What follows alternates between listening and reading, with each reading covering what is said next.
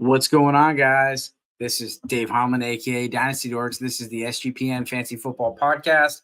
And we're brought to you by Game Time. Snag the tickets without the stress. Use promo code SCFBX on your first purchase to save $20. Download the Game Time app and use promo code CFBX. We're also brought to you by Underdog Fantasy. Play the Underdog Pick'em, college or NFL, and win up to 20 times your money in one game. Plus, every Sunday they're giving away $100K. Use promo code SGPN at Underdog Fantasy for a 100% deposit bonus up to $500. We're also brought to you by VSIN. Sign up today and save 40% off with their football season special when you use promo code SGP. VSIN, subscribe, promo code SGP. Finally, we're brought to you by Hall of Fame Bets, the sports betting research platform for parlays, player props, and game lines. Download the Hall of Fame Bets app or visit hofbets.com. Use code SGPN to get 50% off your first month and start making smarter bets today. So today we're going to talk about target share. We're going to get the target share report. We're going to get the snap share report. And we're also going to talk about some trades. So if you got some trades you're thinking about, put them in the comments. You can hit us up, SGPN Fantasy, on Twitter. And as always, hit that subscriber button. We're going to be talking trades. It's Tuesday. It's Trade Tuesday. Make your team better. Don't let other people beat you to the punch. So, Brad, let's talk about some trades right off the bat. I want to bring up probably one of the most difficult guys to trade for, and that is Tua Tagovailoa. And so there has not been any recent trades, probably because people are afraid of how much that they're going to have to give up for him.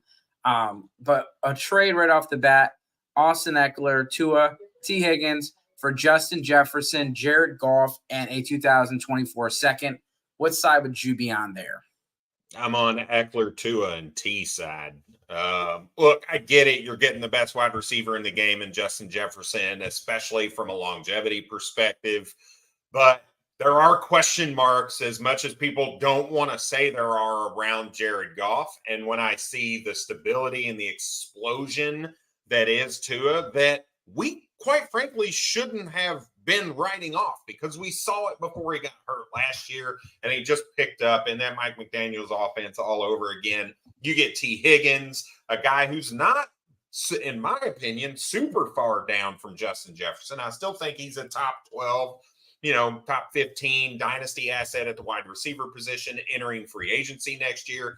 And you get a win now piece in Austin Eckler. I think this is a good trade for that Tua side, really, regardless of your situation, whether it's a rebuilding or a competitive type squad. What about Jalen Hurts for Tua, a first and a second? So I am still, and maybe the recency bias with Tua and the recency bias that is the offense that we're still kind of wanting to see come to life a little bit in the Philadelphia Eagles is swaying me here, but I'm leaning that to a first and a second side. I think Jalen Hurts and that offense will get, back on track to what we saw last year. I'm not seeing it yet. I know the current offensive coordinator was on the coaching staff last year, so it's not like a change in philosophy entirely or terminology, but the play calling is not the greatest thing right now. So I'm leaning that to and a first side. Dak Prescott, you need at least 3 firsts in that league, Danny. At least 3 firsts. I mean, you could send me Tua. Maybe I'll take Tua in that situation. I've always, I've changed a little bit, but before I would never draft Cowboys or Eagles on my fantasy team. I just never want to cheer for them. And I started a dynasty team out with CeeDee Lamb and Dak Prescott, and the team is cursed. They're number 4 in the league in scoring, and they're 0-3. They cannot stop a nosebleed. The worst defense in the league. It's just awful. But, yeah, send some offers for Dak. Send some offers for CD. We'll talk. Jamie, what's up, man? How are you? And so apparently it's not letting me look up Mr. Stroud. But Tua is definitely someone that people that were not afraid of the medical. Pull him up for us real quick. Absolutely. They're absolutely making bank right now for what they had to pay for him. Matt Haas, what's up, brother? Dak is poop. I don't disagree, man. I think the offense did a little bit better in Dallas. This weekend was interesting. They basically try to use that as a bye week, and Dak and a first for Anthony Richardson. That's too much. I'm taking the Anthony Richardson side on that, but it's not. I don't know. That's a little Dak and a first for Anthony Richardson. I don't know. I'm still the Dak and I get it, but I'm still the Dak and a first side there. I might need a second back, but we can discuss that one. I don't hate that one. So what do you got, CJ Stroud up? Yeah, so we got a couple for CJ Stroud here. Would you move CJ Stroud and Drake London for CD Lamb? CD Lamb for CJ Stroud and Drake London in a super flex. These are all super flex. This was on 913 or 914. Yep. That I might go with Stroud and London here. You're getting a young receiver. I know that it's a tough situation there in Atlanta, but you're also getting you're getting CJ Stroud, an up and coming top 12 dynasty quarterback right now. And so I think that might be enough to make the leap. But I think it's a good fair trade.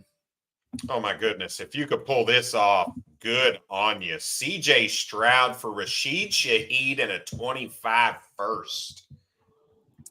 Well, again, these are September trades. We don't have a lot of recent trades that are pulling in. If anyone has any recent trades, let us know.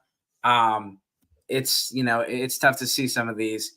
Brad, let's look at some running backs here. What kind of running backs do we go with? And while you're looking that up, are there any quarterbacks that you're targeting right now, or any quarterbacks that you're selling right now? So I am very interested in the guy or gal that has Joe Burrow or owns Joe Burrow on their squad. Are you panicking after I'll say 2.5 atrocious games? Because he has not looked good. And if you can start to sway that owner a little bit, who thought they had a contending team, but Joey B is not really bringing it home for him, I'm going to try to get that player away from them. You know what? Here's Jared Goff, and I'll even throw in a first-round pick on top of it. You know what? Here's CJ Stroud in a second. Just take Stroud in a second. Let me help you out a little bit. I am going with anything and everything that I can to try to get Joe Burrow before he returns to form, because this is not a long-term issue with him, I don't believe. So am I crazy? Are you willing to go kind of touch base with the Burrow owner and see where they're at? I think it's very risky to go trade for Joe Burrow right now if you're intending on him being a piece of your team this year. Long-term, I think it's going to be a great move. But Joe Burrow's, he's got a bye week in week 7. He's playing against Tennessee Titans this weekend. Last time they played Joe Burrow, they sacked him 9 times. I'm very afraid of what's going to happen to Joe Burrow this weekend. I was surprised that the Rams did not blitz or do more to get him off of his spot. But yeah, T-Law and Burrow will be guys that I'm looking to buy. A guy that I'd be looking to sell, Matthew Stafford. He looks good. Cooper Kupp's coming back. And it hasn't necessarily resulted in great fantasy points, but you're going to lose that window. What's going to happen is you're going to get a little comfortable there with Matt Stafford. Then all of a sudden he's going to get a back injury, an elbow injury, and the trade value is just going to plummet. You have a little window here, especially with some of these quarterbacks going down, where you can move. You can go and move. One of these players for you trade away Matthew Stafford and get some of these younger players, or get another, get a piece back like a pick. Is this what you're willing to do, Matthew Stafford for Zach Wilson? What? No, it's less than a week ago. Well, not well. I said I would sell him. I didn't say I'd sell him for nothing. How about Matthew Stafford for a 2025 second round pick? If I'm a rebuilding team, I'm fine with that. I'd almost rather let him die on my roster, to be honest. It's even No, though it's I mean, do we 2025. think that a 25 second is going to turn into something like a Matthew Stafford? If I said 24 second, would that be more interested? No, a second is not. If I'm You're in a not getting super a flex first. league, I do not want to sell one of my starting quarterbacks for a second round pick. I You're just not don't. getting a. Are you telling me that I would have to pay a first to get Matthew Stafford off your team? He's He's gonna past die the on your point. roster. He's past. Yeah, he's going to die on my roster. Look, here's the deal. Somebody who is giving you a second round pick for Matthew Stafford is somebody who's trying to win. So that pick is going to be the 210 to 212. Is that? Maybe there's a lot of I'm not delusional. interested in that. There's a lot of delusional people right now that are 0-3 with crappy rosters that are looking to win now. No, Um, maybe. I mean, if but that's the case, sure. If it's going to be an early second, okay, yes. But if this I still think person an has a early. squad that they're trying to get a third quarterback for to manage bye weeks, I'm just not. I'm not doing it. I'm not Let's gonna. talk about Jamie's trade. I don't want to go too much more on Stafford. We disagree on that one. I'm not trading an early second for Stafford either. My Yep. last trade was in Dynasty. Traded away Swift Bateman for 2024 first, most likely top 3 to get one of the top QBs or Marvin Harrison. That's a slam dunk home run. That's awesome. It's exactly what I'm talking about. Some people will trade these, but they'll go for these win now moves. Swift and Bateman, like Swift looked really, really good. But 2 weeks in a row now. yeah, 2 weeks in a row he looked good. But early 2024 first, if you get Caleb Williams and Marvin Harrison Jr., that is better than almost any running back that you can get in Dynasty. And Swift is not a top 5 Dynasty running back. So that is just a smash. And Rashad Bateman's already hurt. It's not in week 4 yet. Yeah, So I don't disagree with that. Yeah, even with my love of Swift, you got to take that trade. But look, hey, we all want to go see some of these players, right? I'd love to go see DeAndre Swift in person and see him smash like he has the last 2 weeks. And if I was willing to go to Philadelphia, which I am not, side note, I'd be using Game Time. I'd be buying tickets to all of my favorite events, not just a Philly game. Maybe I want to go see the Reds. Maybe I want to go see the Browns again, the Steelers near where I live currently. And Game Time is the fast and easy way to buy those tickets for not only sports, but music, comedy, and even theater near you. They have killer deals on last minute tickets and their best price guarantee. You can stop stressing over all the tickets and what they're going to cost and start getting hyped for all the fun you're going to have. I mentioned this a couple weeks ago. I've been looking at some Matt Rife tickets for the what's he calling it? The terrific.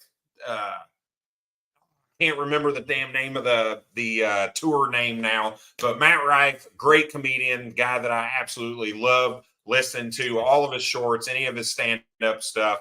And I've been trying to talk my wife into it and showing her the gametime.co prices for that. I don't have to plan months in advance. They have deals on the tickets right up to the day of the event. And you might even get lucky. And they have exclusive flash deals on tickets for not only the comedy and the Matt Rife shows, but concerts, baseball, basketball, football, and many, many more things. And the game time guarantee means that you'll always get the best price. If you find tickets in the same section and row for less, guess what? Game Time is going to credit you 110% of the difference. They are the fastest growing ticketing app in the country for a multitude of reasons. So snag tickets without the stress of Game Time. Download the Game Time app, create an account, use our promo code CFBX for $20 off your first purchase. Terms do apply. And again, create an account, redeem our code CFBX for $20 off. Download Game Time today. Last minute tickets, lowest price guaranteed. I'll tell you what I was doing this weekend. I was winning money on Underdog Fantasy. You can play alongside your favorite team all season long. You can win up to 20 times your money in a single game by going 5 for 5. From now until October 4th, our Underdog is matching 100% deposits for first-time deposits up to $500. $100,000 given away every single Sunday on Underdog Fantasy. Total of $2 million in prizes all season long. 100K in prizes this week. 10K to 10 people this week. New sweepstakes every week of the NFL season. Tossed out an Underdog Fantasy play. I'm going to give you Sam Laporta higher 4.0 receptions and 41.5 receiving yards. Give me higher. Sam Laporta is hot. He's a very big part of this offense, and that's not going to stop. So watch along, make your picks, and maybe make a little cash over on Underdog's mobile app or website, underdogfantasy.com. And when you use SGPN as your promo code, will double your deposit up to $500. It's Underdog Fantasy, promo code SGPN. So, Brad, let's talk a little bit more. So, Matt, he's got mid to late second. It's kind of where I'm at. He just traded JSN for Staff and Baker. What are your thoughts about that? He lost A-Rod and Carr. That stinks. It sucks because I know you're trying to win at this point, right? You've got JSN. He's not really getting a ton of snaps. He's not really getting a ton of utilization. So you move him now for a couple quarterbacks that you lost both of them. You know, Derek Carr, who knows how long he's out with the shoulder. So not only was he not playing well from a fantasy perspective, now he's hurt with the shoulder. So I understand the move. And sometimes these are the moves you've got to be willing to make if you're going to compete. I don't know that you could have done much better, to be honest, going and getting a Stafford and a Baker. And, you know, I'm a little bit of a Baker guy. You know, he played for my Browns for a long time, took us to the first playoff win that we had in a very long time. And we don't really know yet, but he could end up being the starting quarterback for the Tampa Bay Buccaneers. I know it's a little bit of a rough sled for him this week, but the first 2 weeks he looked really, really good, back to kind of his normal, accurate self. So if he can manage to put a decent season together, he may see a little bit more longevity in the league. And Stafford looks healthy to me. You know, I know, Dave, you talked about the elbow and shoulder and back and all these things, but he looks healthy. He's slinging the ball. It looks good. It's accurate. It's tight. So I think you're okay for a win now type move like this. Obviously, you don't want to do that if you don't have to, but I'm okay with it. Yeah, I'm sticking with the JSN side and the longevity of this one. I think you could, if you're shopping with JSN, I think you can come home from the store with something a little better than that. And we'll check in on this one in a few weeks to see how those guys are doing.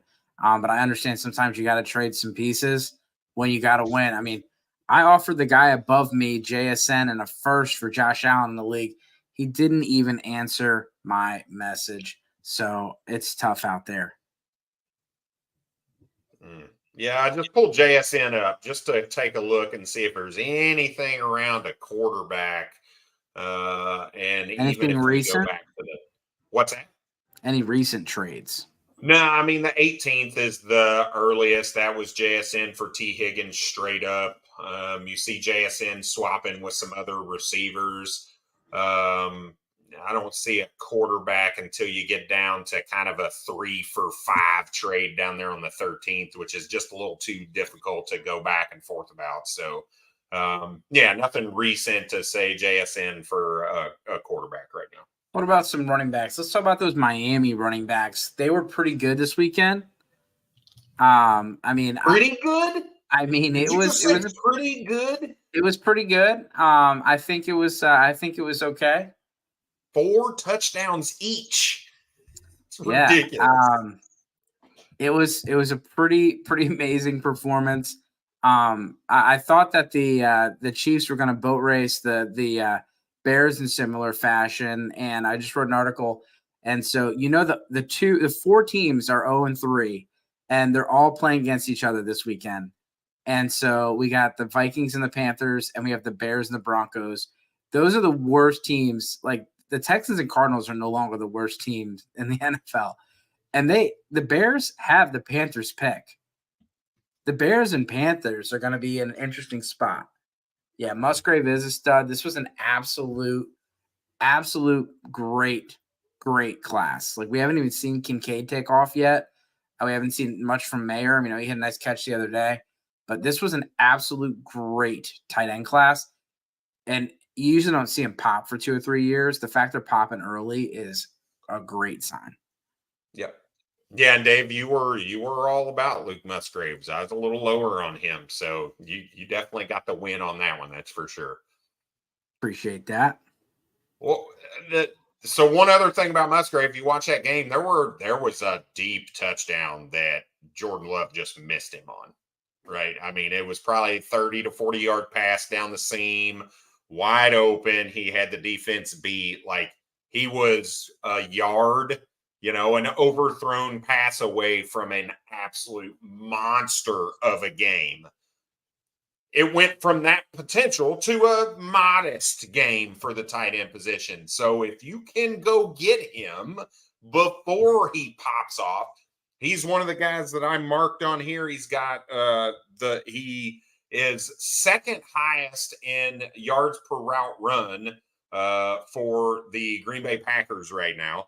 And he's a guy that saw not only an increase in snaps, but also an increase in route participation from week 2 to week 3. So he's a sneaky buy, because the production did creep up a little bit, but not really enough to where people are going to be hesitant to move him.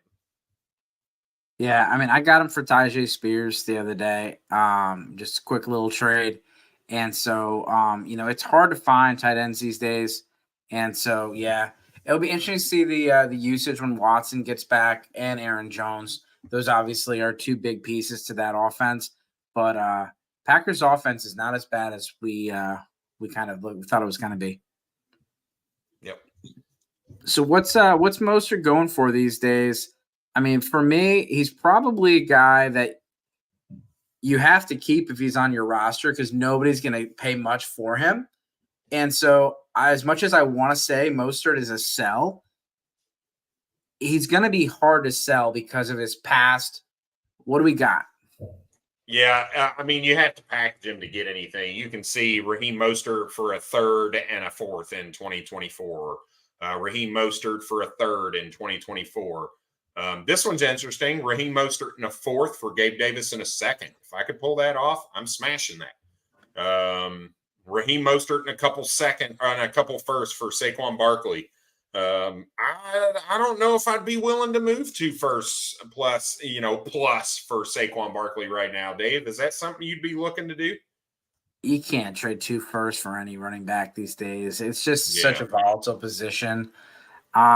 It's hard, and I get it. Like, sometimes you get 2 late first, end up being 2 whiffs, and you're fine. Like, I love looking back at some of these NFL trades, and it's like, oh my God, why did they give up so much for this player? And then you're like, yeah, they gave up a lineman that never played, a defensive lineman that never got a second contract, and like a blocking tight end for a starting quarterback for Patrick Mahomes. It's like, yeah, it was worth it. Right.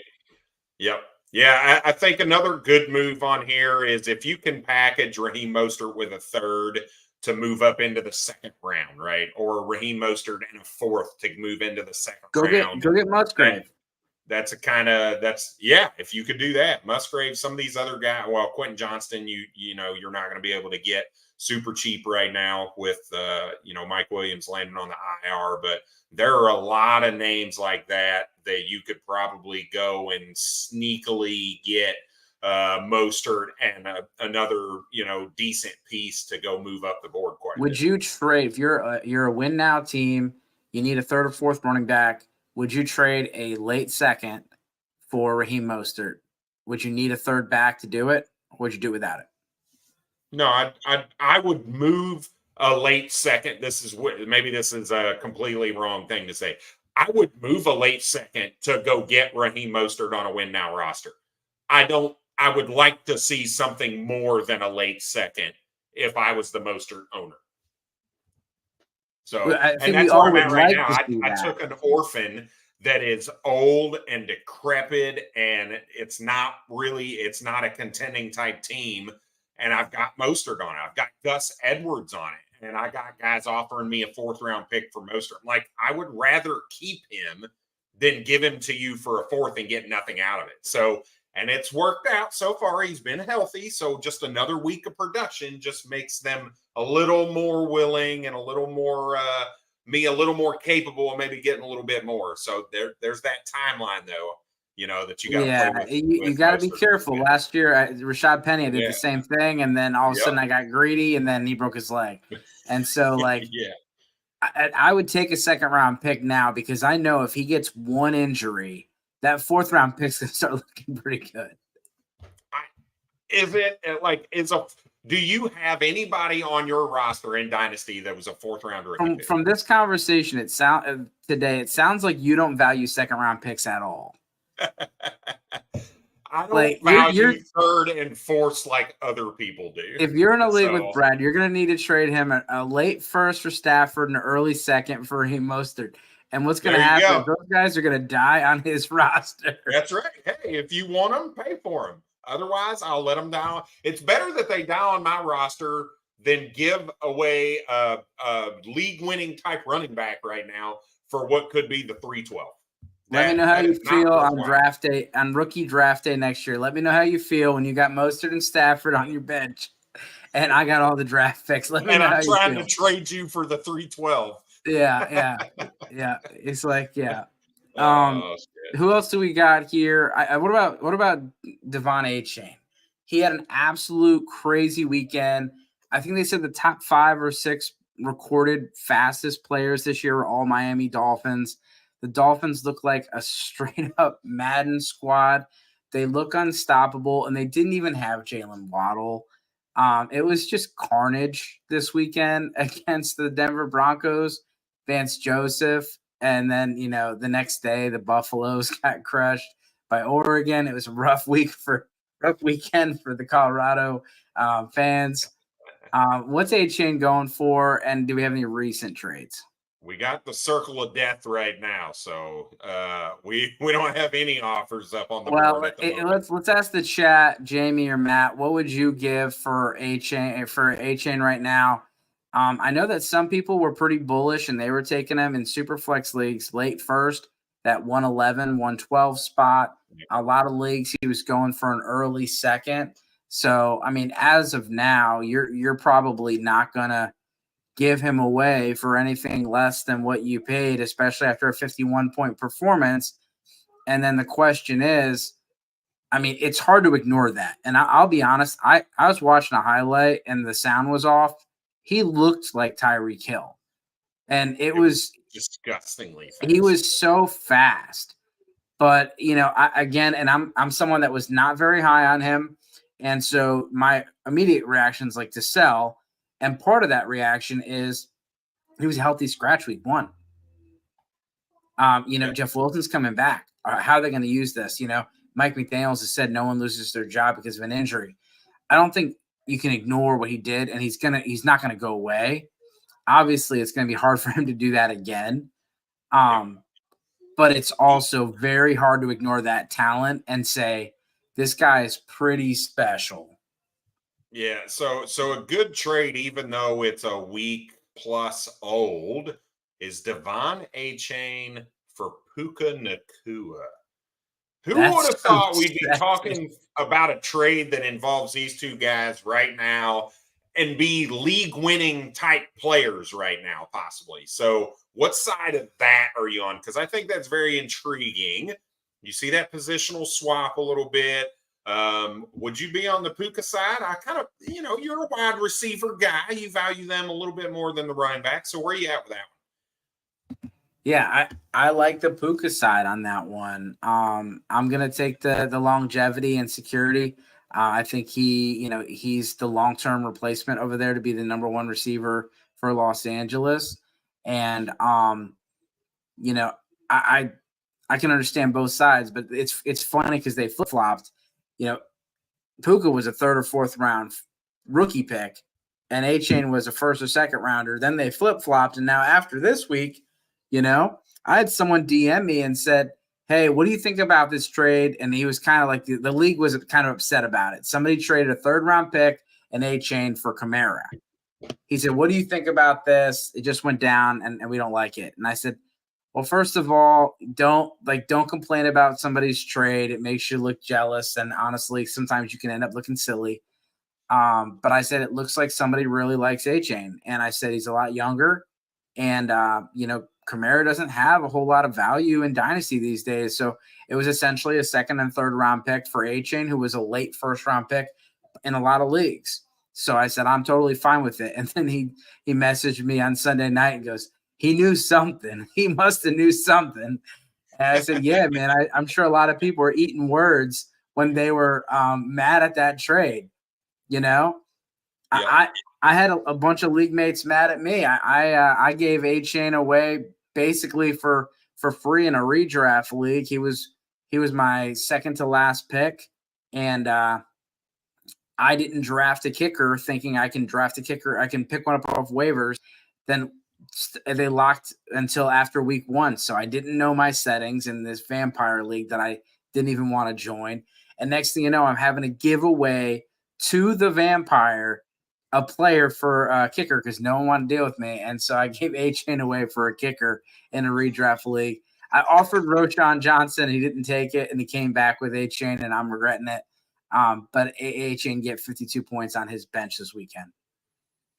Yeah, this offer here that Matt's talking about is an interesting one because I don't know that I see A-Chain and Cook much differently.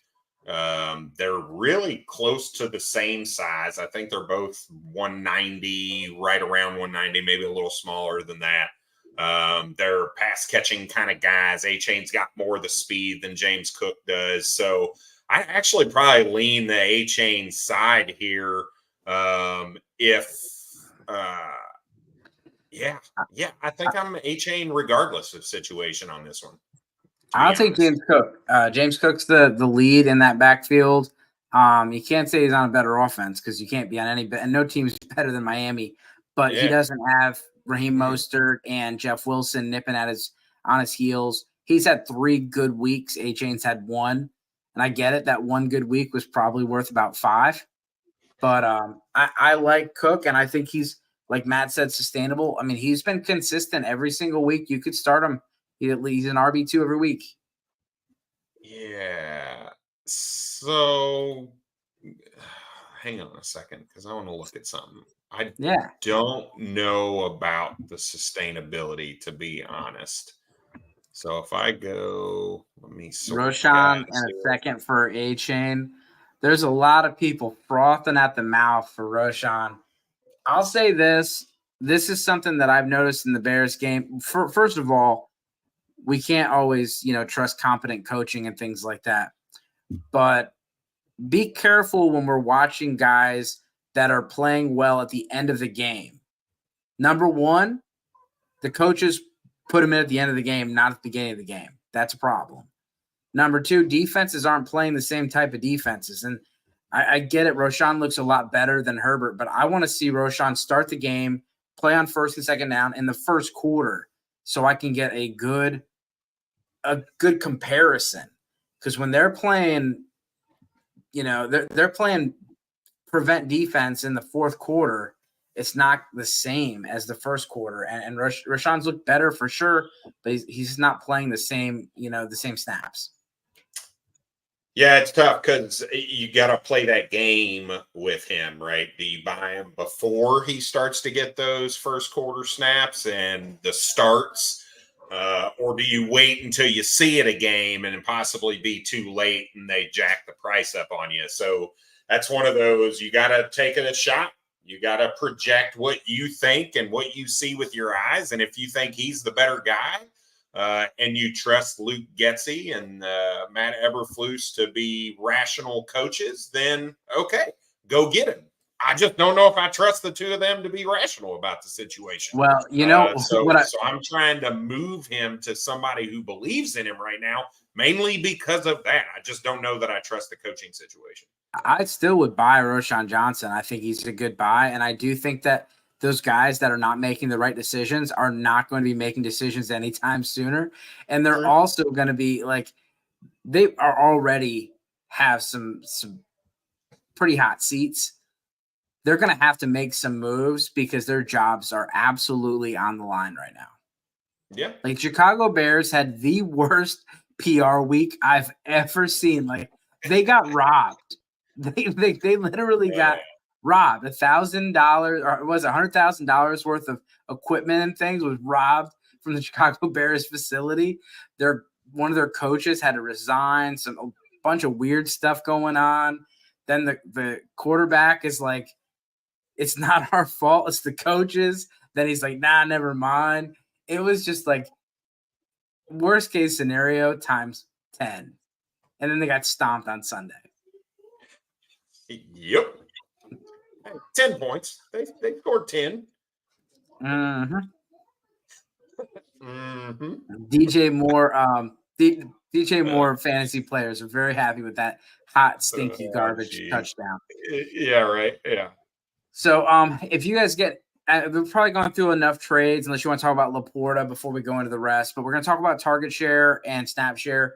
Brad's got an article out. It's great. It's one of those things where you can't look at the box score and just make decisions off that, because you're going to end up chasing points and making some decisions without looking behind. And so it goes a little deeper and tells you not only why good players are playing well, but what players are going to play well. It's a good indicator and predictor for breakouts when you look at some of this stuff behind it. Yeah, for sure. And you can use this to kind of forecast some of your player parlay bets and things like that.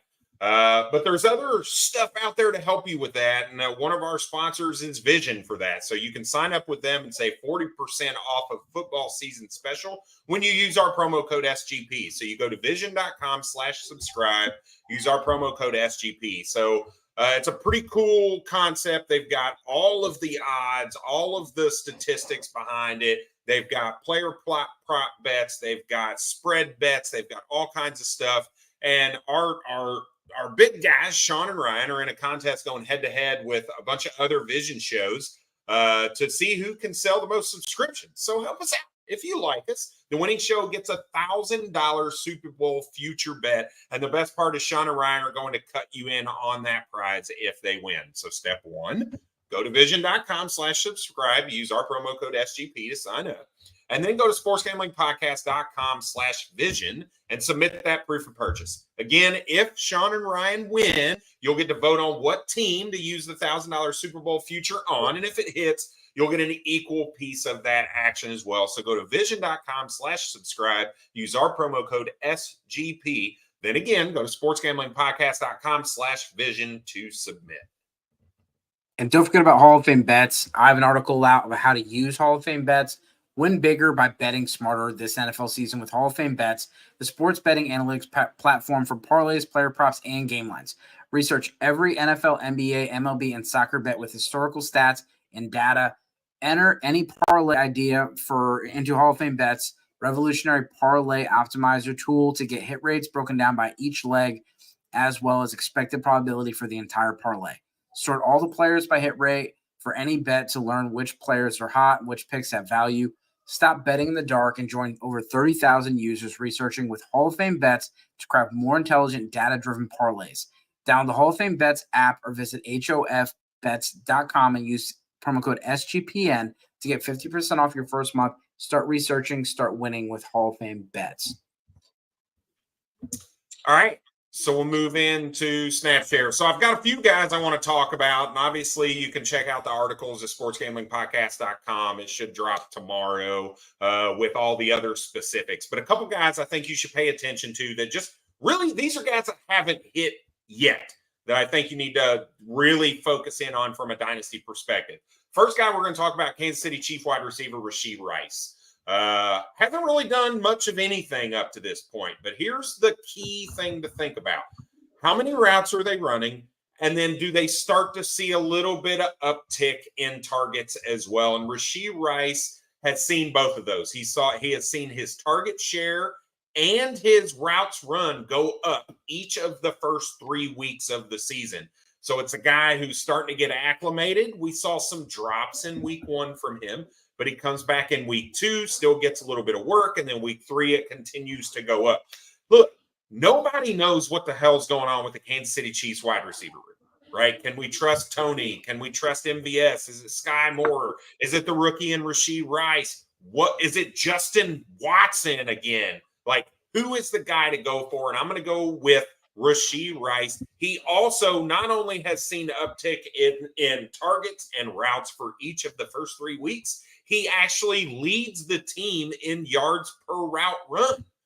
So this is a guy you need to go by now before he explodes onto the scene, in my opinion. So go by Rashee Rice. Next up, Treylon Burks, right? Everybody says, oh, man, what's going on? Tennessee was a stinker this week. Thank goodness against my Cleveland Browns. I enjoyed every single second of that. But we have seen the same thing that I just talked about with Rashee Rice, with Treylon Burks. From week 2 to week 3, we saw an uptick in targets, and we saw an uptick in opportunities, i.e. the amount of routes that Treylon Burks ran as well. He is the number 2 in that offense, but he is a high first-round draft pick and a guy that they're going to continue to try to build that offense around as long as the coaching staff stays intact. So go pay attention to Treylon Burks as well.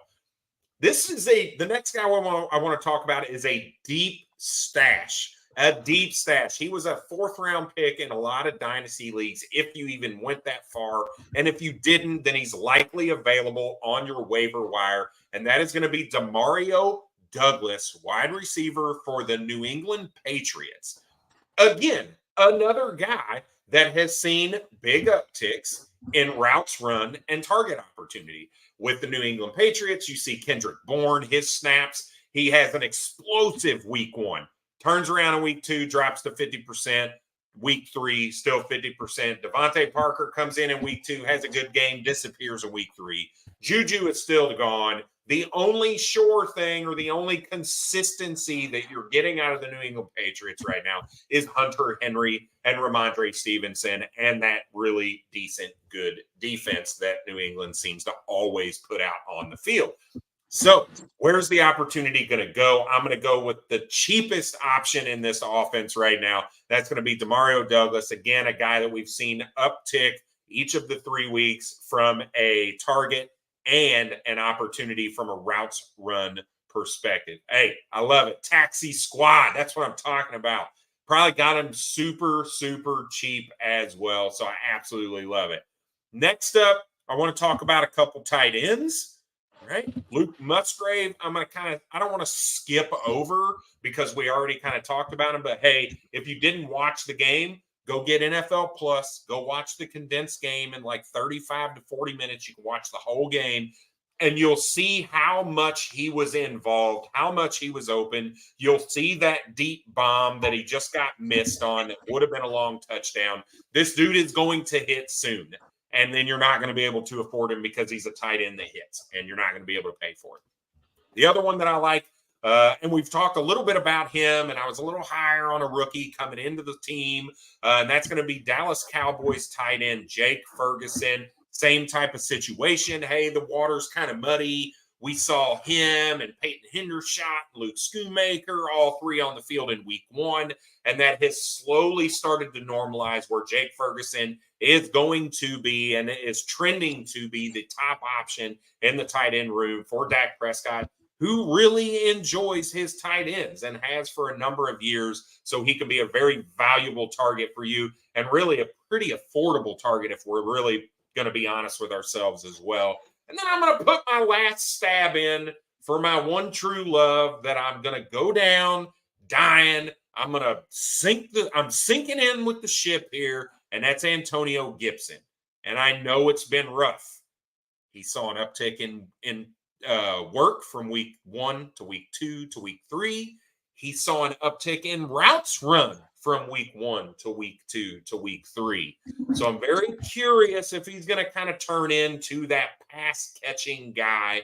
I don't know that his snap share, I don't have it right in front of me right now, whether or not his snap share has gone up each of those 3 weeks or not. But his route, like I said, his route opportunity, his rushing opportunity and his target opportunity has gone up each of the last few weeks. And for a guy that has plummeted in value, you could probably get him very, very cheaply right now.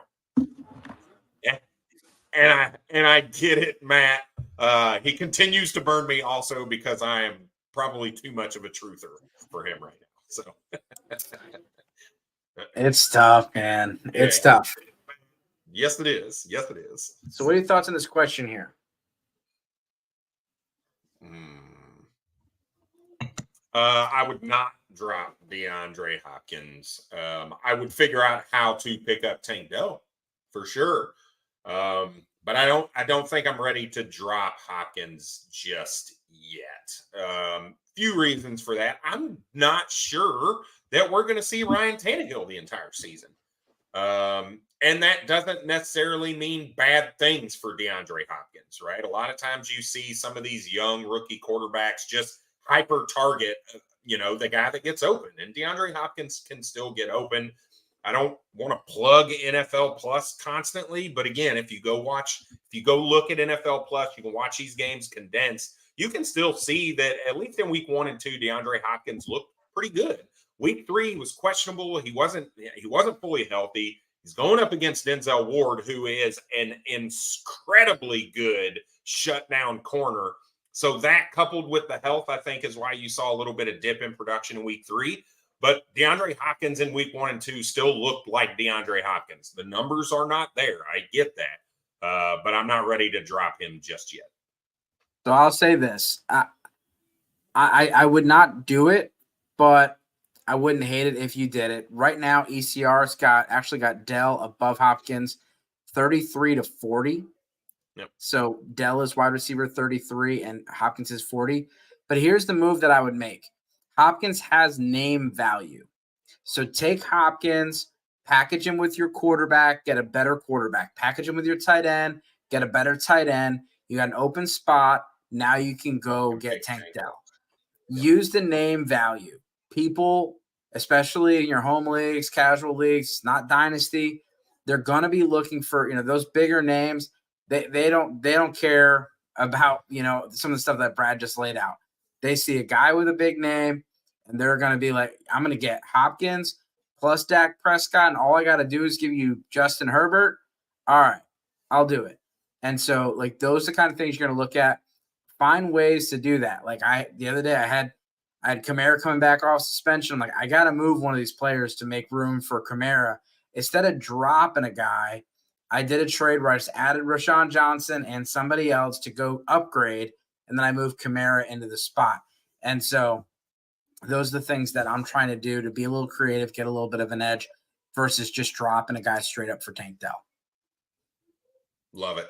I love that strategy. It's the 2-for-1 is always a good strategy in most cases, right? If you end up with the best player out of the deal, that's a good strategy to go with. So I really enjoy the 2-for-1s where I get a spot, the better player, and especially if there's somebody on the waiver wire that I like.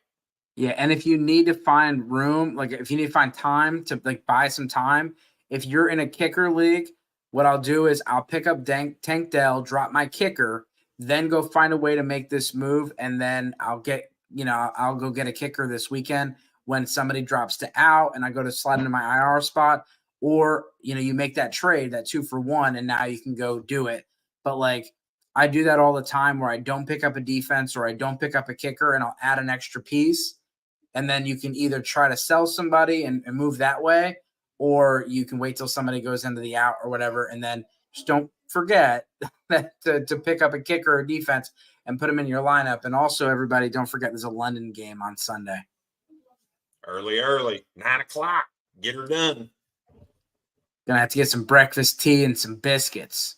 That's right. I love it. Oh, man. All right.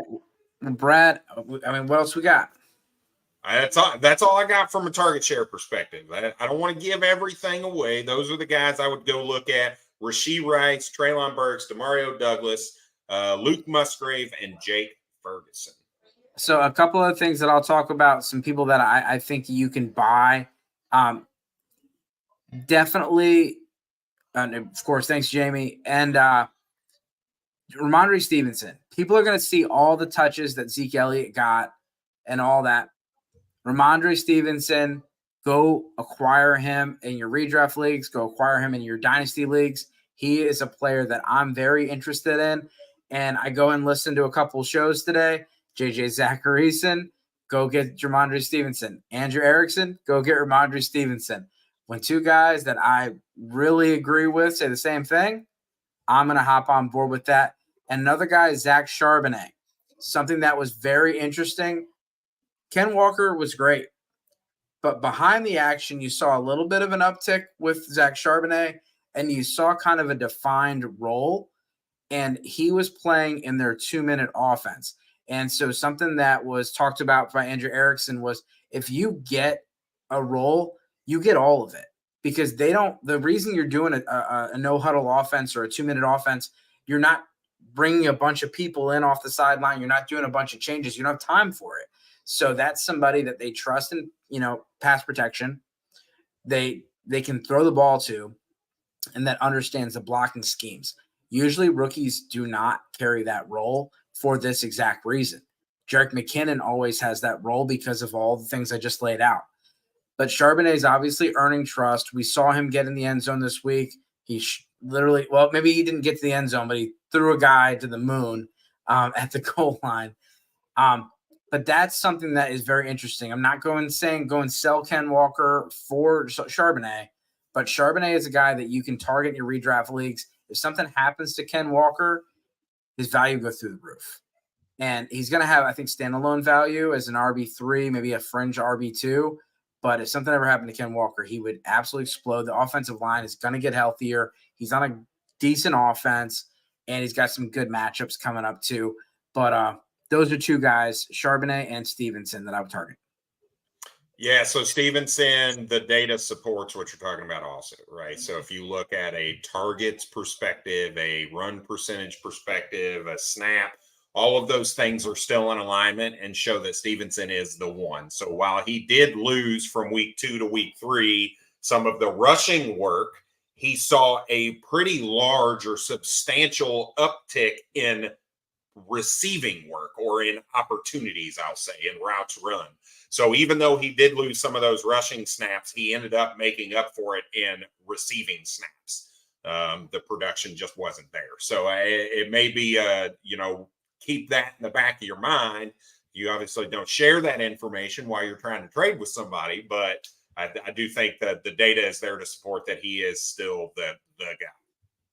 Yeah, and Josh Jacobs is another one. Josh Jacobs is someone that he obviously owns that backfield.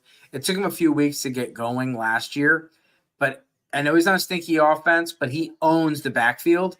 And like a lot of these guys that are doing well, there's another guy. There is no other guy. And it's not like even like Najee Harris, who I've been a defender of Najee Harris. Doesn't look that good. Warren looks good. And we're not seeing the old Mike Tomlin bell cow approach.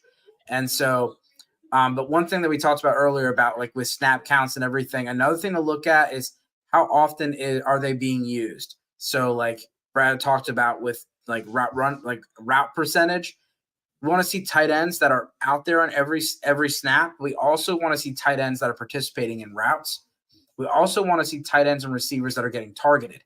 We hear about the cardio guys, the Alec Pierce and the Mac Hollins, and there's guys that run, they play on 95% of the snaps, and they run 95% of the routes, but they get 2 targets. I'm not going after those guys. I'd rather the guy that's on 80% of the snaps, that's 80% on the route participation, but he's getting 10 targets. So looking at targets and looking at targets per route run, those kind of things can also differentiate some of these guys from the rest of the pack that are also running a lot of routes and also doing a lot of snaps, both tight ends and receivers. Yep, I love it. And that's, you talk about that. You talk about targets per route run, yards per route run is another really good indicator of a production from a production standpoint. So that might be a really good one to look at as well from a perspective of when they're on the field, does it translate to production? right? So the target per route run is absolutely there. The yards per route run is absolutely there for a lot of the guys that we talked about.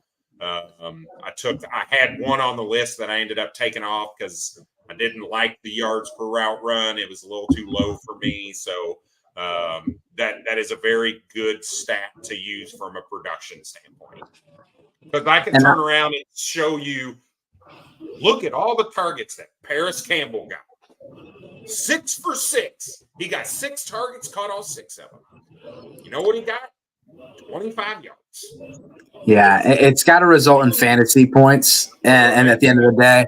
And the last guy I think is an interesting one to talk about. Speaking of bell cows, Zach Moss.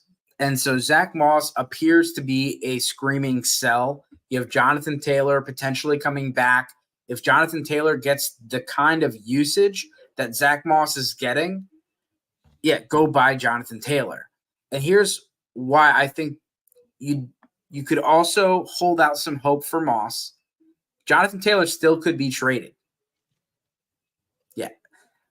You could still see Jonathan Taylor traded. So you don't want to just go sell Zach Moss for peanuts and then you end up regretting it.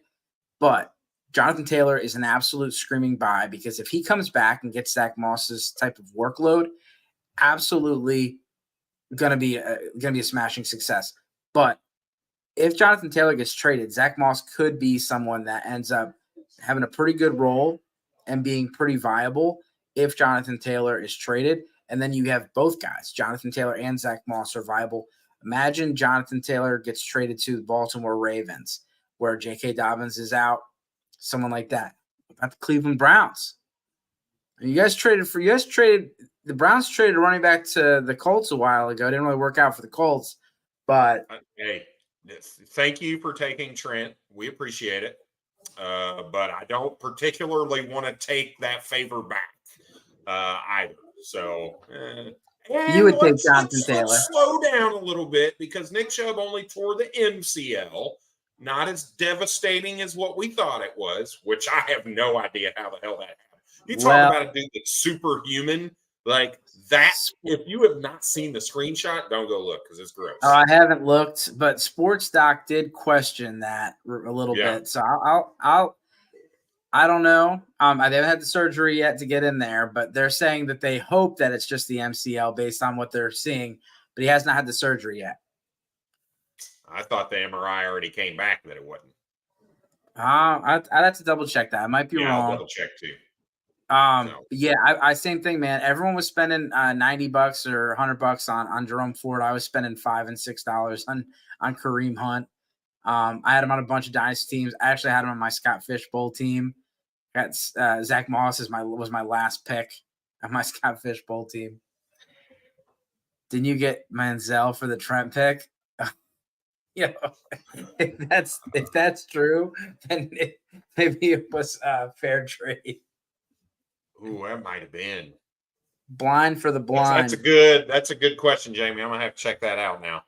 Well, hey, Matt, Jamie, appreciate you guys hanging out with us. Everybody, as always, good luck this season. Cheers.